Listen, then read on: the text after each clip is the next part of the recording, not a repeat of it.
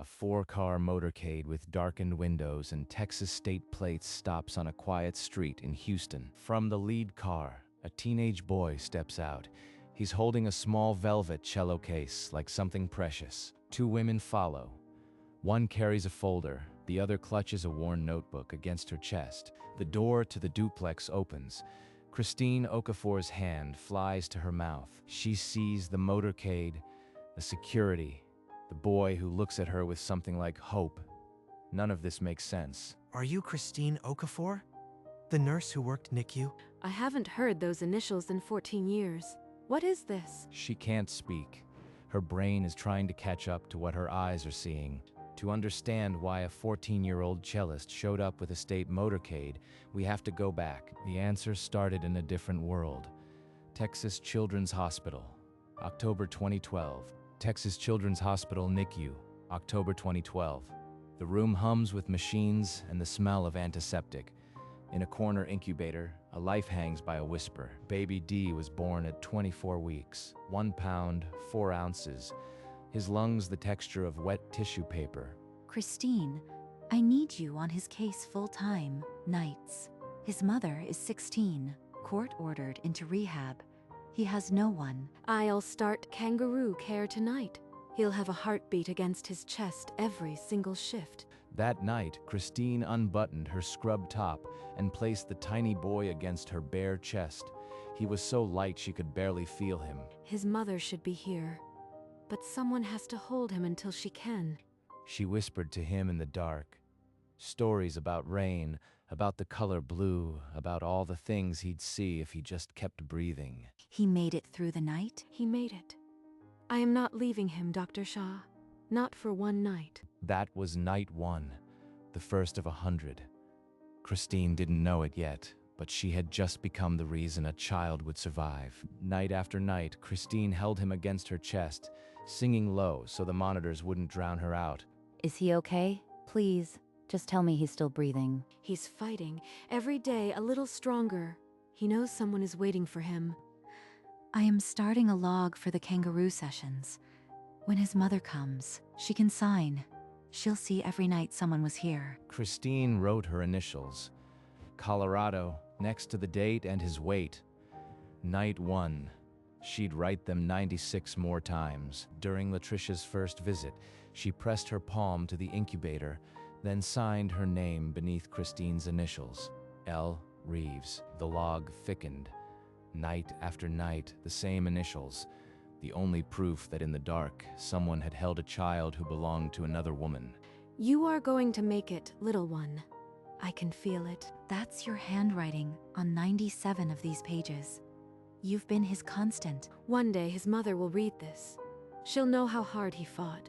121 days after he was born, Latricia Reeves walked out of Texas Children's Hospital with her baby. She was 17, sober, and terrified. I remember you. You are the one who signed the log every night. You held him when I couldn't even hold myself together. He's a fighter. Just like his mother. Now go. Be his whole world. Christine watched them disappear into the elevator. Then she walked back to the empty incubator and rested her open palm on the glass. He lived. That's all that matters. Go back to your shift, Christine. She worked the next night, and the night after that. For 15 years, same NICU, same shift, same quiet devotion. At home, Latricia placed the logbook in a hope chest.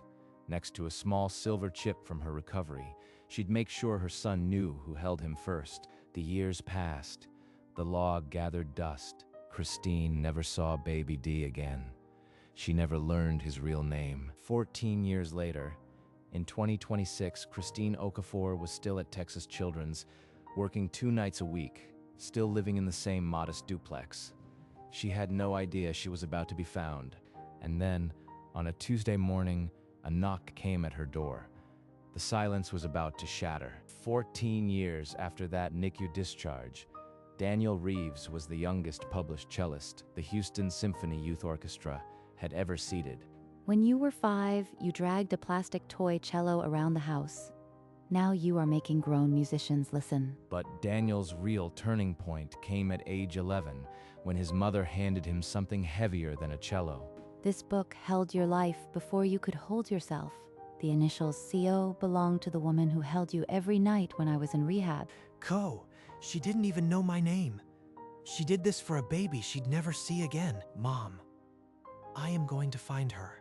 Not now, when I earn it, with my music. 3 years later, he kept that promise. His debut at Jones Hall earned enough to start a private search for the woman who'd held him through 100 nights. You want to find a nurse from 2012 with just initials in a logbook. That's like searching for a needle in a city of needles. She signed 97 nights. She didn't stop when it was hard. I won't stop either. Marisol de Leon took the case.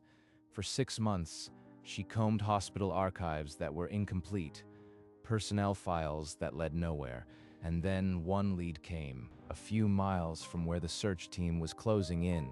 Christine Okafor clocked in for her night shift, same as she had for 15 years. Still at it. Old girl. The smallest ones always pull you back. She worked only 2 nights a week now, by choice, after 30 years of nursing. The other mornings, she sat on her porch and let the street settle. Some nights, I still feel that baby's weight on my chest. The one who weighed less than a loaf of bread. She never spoke his name because she never learned it. Just Baby D. A first initial, a heartbeat, and a logbook signed with her own initials 97 times. No social media, no visible past online. She was a ghost in a city that her old patients couldn't search for, even if they remembered. That absence of a digital footprint was why tracking her had taken 6 months, and why the name Christine Okafor hadn't shown up in any Foundation database. The breakthrough came from an old hospital newsletter photo that finally matched a name to the initials, Christine Okafor, and that name led to a street address. The same modest duplex where a woman sat on her porch, still unaware that 14 years of silence were about to end. We found her, Christine Okafor. She's still at Texas Children's, same NICU. She never left. Within the hour, Daniel and Latricia were in Marisol's office, staring at a grainy hospital ID photo from 2012.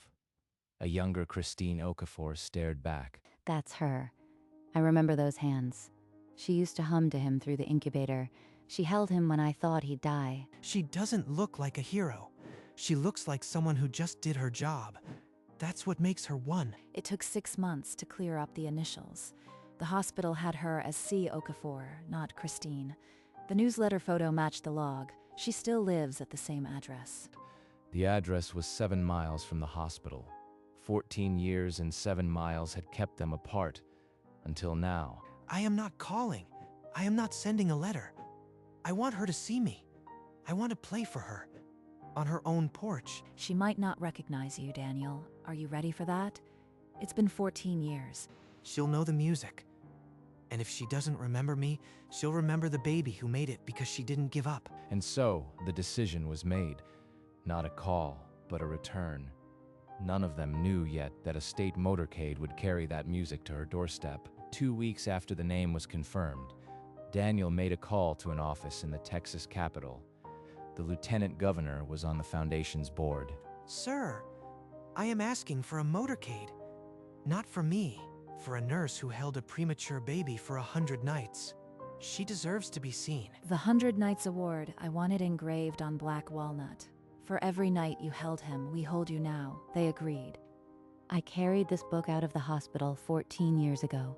Now I am carrying it back. She's going to see her own initials on every page. The motorcade came together quietly. 4 vehicles with Texas plates, darkened windows, a red arrow emblem on the lead car, the mark of the state's highest courtesy. 2 security men in dark suits were assigned. No sirens, no press, just a boy, a cello, and a 14-year debt he intended to repay. Her porch. I'll play her porch. The same piece my mom hummed into the incubator glass. She'll know it. The lieutenant governor's office confirmed. The motorcade will arrive on your 14th birthday, Daniel, 3 days from now. The night before, the convoy was staged. Christine Okafor, 7 miles away, poured her evening coffee in silence. She had no reason to look out the window, and then the morning came. The motorcade rolled out. The log was on the seat next to Latricia.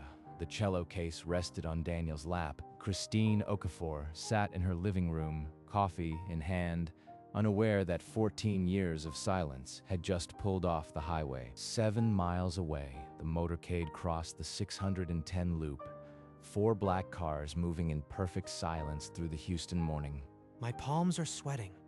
I've played Jones Hall without a tremor, but right now I can't feel my fingers. You are allowed to be nervous. She held you when you weighed less than a loaf of bread. Now you get to hold her back. Baby D. That's all we called you. You had a mother who fought for you. I hope she's proud. She glanced at the clock. Soon she'd need to leave for groceries. It never occurred to her that today the grocery store wasn't her destination. Turn left here, the third house, the one with the yellow porch light. That's Christine's. She's right there. 14 years of wondering, and she's right inside that door. I am carrying this book back after 14 years. She's going to see her initials on every page. The motorcade stopped. On the curb, 4 black cars. Inside her home, Christine rinsed her cup, still blind to what waited 20 feet away. 3 firm knocks cut through the quiet of her hallway. Not a neighbor, not a delivery, something heavier. No one visits without calling first. This isn't right. She pulled the door open and froze. 4 black cars, dark-suited security, and a boy holding a velvet cello case like a saint's relic. State plates. A motorcade. This is a joke. It has to be. Christine, I am Latricia. Reeves. You held my son every night when I couldn't. I was the 16-year-old who signed the log. Latricia, the mother. The one in rehab. She's been sober all these years. That means... We've been looking for you for 2 years, Nurse C. The boy behind me is Daniel Reeves. Your baby D. I am Daniel. You held me for 100 nights. I came back to say thank you. Christine's hand flew to her mouth. 7 letters had just rewritten 14 years. CO. Her own initials were still in that book. The boy who shouldn't have survived was on her porch, and the logbook in Latricia's hands held every proof of 100 nights. Latricia placed the worn logbook into Christine's shaking hands. The smell of old paper rose as Christine opened it to the first page. My handwriting.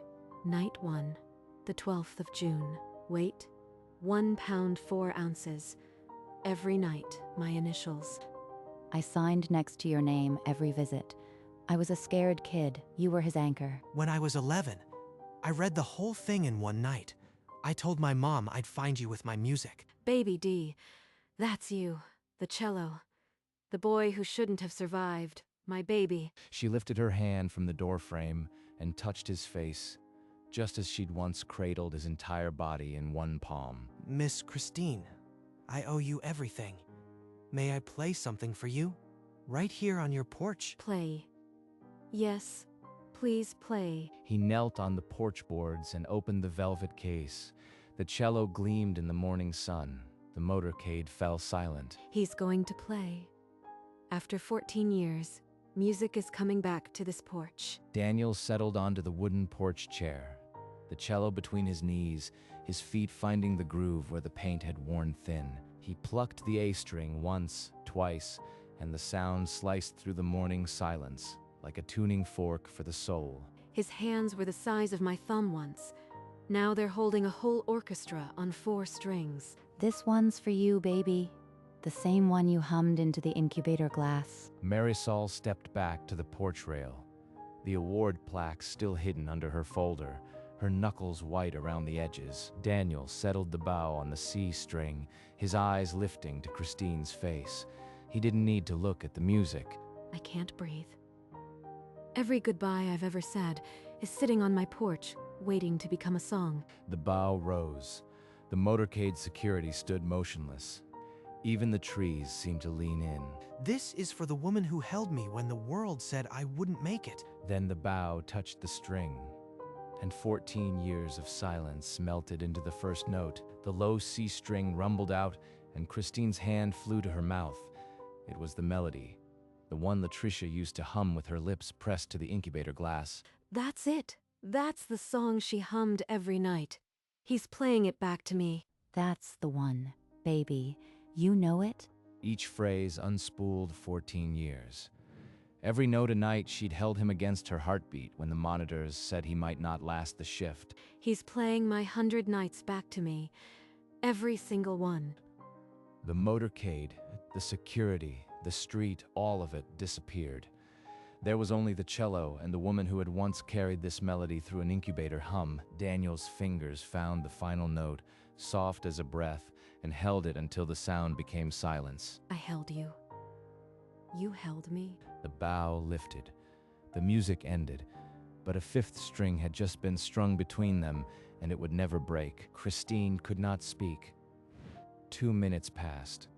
Then she opened her arms, and the circle that began in an incubator closed on a porch in Houston. In the stillness, after the embrace, Marisol stepped forward and pulled a black walnut plaque from under her folder. The gold lettering caught the morning sun. Christine Okafor, on behalf of the Harmony Bridges Foundation and the state of Texas, this is the first ever 100 Nights Award. For 100 nights of love, you held a future prodigy. For every night you held him, we hold you now. You signed your initials 97 times. I read every one. We found you, Nurse C. You gave me back my son when I couldn't be there. I am 12 years sober now because I knew someone was holding him. My baby. You were always my baby. The four of them stood in the morning light, the mother, the nurse, the boy, the foundation director, and for the first time in 14 years, the story was whole. The motorcade that had seemed so intimidating now stood as a quiet witness to a debt finally repaid. The foundation is also naming you an honorary director. For every child your hands ever held, you'll have a voice now. I just did my job, but no one ever brought me a motorcade for just doing my job. 1 year later, on his 15th birthday, Daniel returned to Christine's porch. No motorcade, no security. Only the cello and the woman. Christine sat in her wicker chair, eyes already closed. She knew what was coming.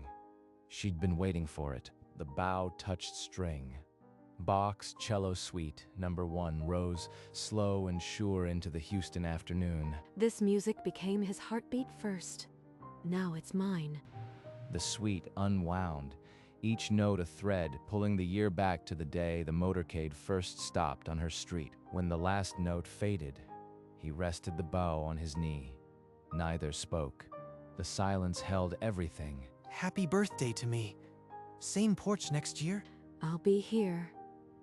And every birthday after that. She still worked the NICU 2 nights a week by choice. Now, when she held a preemie, she thought of him. The cello case rested on the porch, and for a moment, the world was just the two of them, and a melody that had refused to die. That evening, long after the motorcade had gone, Christine sat alone on her porch with the plaque across her knees. The street was quiet again. They want me to be a director. Me, who still mixes up the supply closet keys. Marisol's offer had been genuine. A seat on the foundation's board, a voice for frontline nurses, but it would mean less time in the NICU, less time with the babies. I've never wanted power. I wanted to hold the babies no one else would. Early the next morning, she called Marisol. Her voice was steady, the same voice that had whispered to a dying preemie 100 nights. Marisol, I'll serve on the board. But I am not leaving my shift. 2 nights a week, as long as my legs hold out. That's my condition. That's exactly what I hoped you'd say. The foundation needs someone who still knows the sound of a monitor at 3 a.m. And so, the woman who had once been invisible chose to stay visible only enough to help. She kept her duplex, her porch, her nights with the preemies. The 100 Nights Award hung in her living room beneath the same faded photo of a newborn's hand wrapped around her finger, and every year, on a certain birthday, a cello case would appear on her porch, and the music would begin again. 2 months after accepting the directorship, Christine Okafor walked into the Harmony Bridges Foundation boardroom for the first time. Suits, spreadsheets, and a conference table that costs more than my car. What am I doing here? Marisol saved her a seat at the far end. the agenda turned to a proposed budget cut, reducing CNA hours to trim costs. A voice from the other end of the table said, "We can trim the CNA hours. They're just changing beds and emptying garbage." Christine's hand tightened on the arm of her chair. She knew that line. She had lived that line for 7 years. I was a CNA for 7 years. I mopped floors and held dying babies on the same shift. They're not line items, they're human beings. She stood up without realizing she had done it. The entire room turned toward her. I was a CNA. I held a 1-pound baby through 100 nights while cleaning rooms.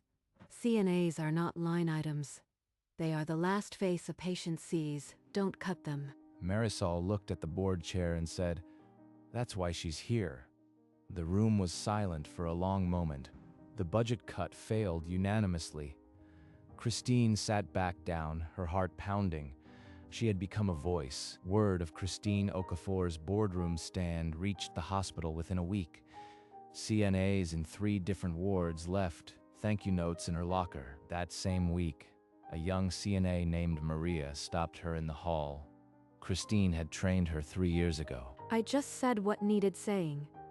You would have done the same. That evening, her phone rang. Daniel's name lit up the screen. He only called when he had news. Miss Christine, they just offered me a solo with the full orchestra. I wanted you to know first. I'll be in the front row. And after, you play on my porch.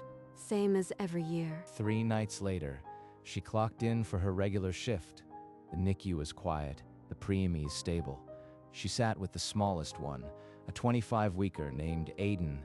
You have no idea how much you'll grow, little one. But I'll be here listening. At home, the 100 Nights Award still hung beneath that faded photo. The logbook rested on a shelf, open to a page of initials. Dust finally settled, and somewhere in Houston, a cello waited in its velvet case, already tuned for the next birthday.